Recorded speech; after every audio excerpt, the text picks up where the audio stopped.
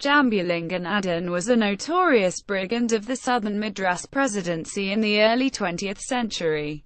Born in the state of Travancore, he grew up working as a farmhand. Until in his early to mid-20s he took to the road and became a highwayman along the Travancore-Madras Presidency border, operating mainly in the districts of Kanyakumari and Tinnevelly. He formed a band of desperadoes which, at its height, comprised some 20 to 30 men, notably amongst them, Kalluli Nadan, Kalluli Mangan and Doravappa, Jambulingam's right-hand man. They started by waylaying travellers on the highways between Madras and Travancore, an act in which they were in no small measure helped by the poor policing of the densely forested frontier. Also abetting them was the division of jurisdiction between the British forces in the Presidency and the Royal Police in Travancore.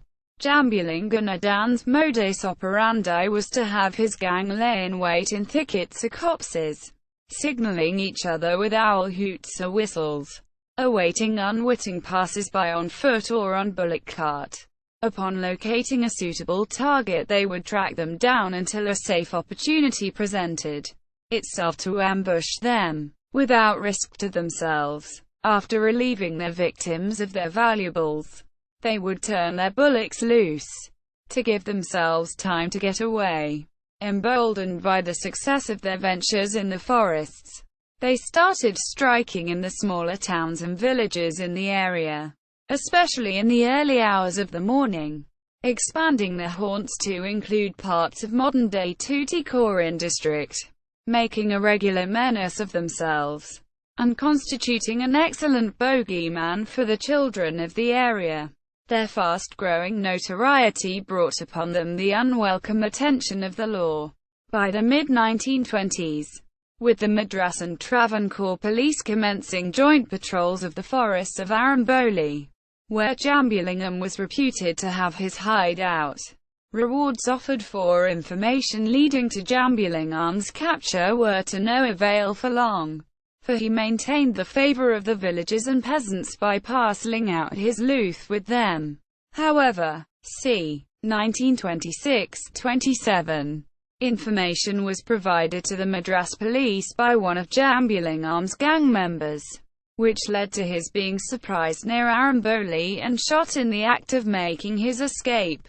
While Doravappa attempted to continue their nefarious work, he was captured by the police in a short while. The gang disbanded soon thereafter. A biography was written of Jambulinga Nadan, after his death, by one of the police officers entrusted with his capture. At the height of their terror, a popular Tamil ditty made the rounds of the area.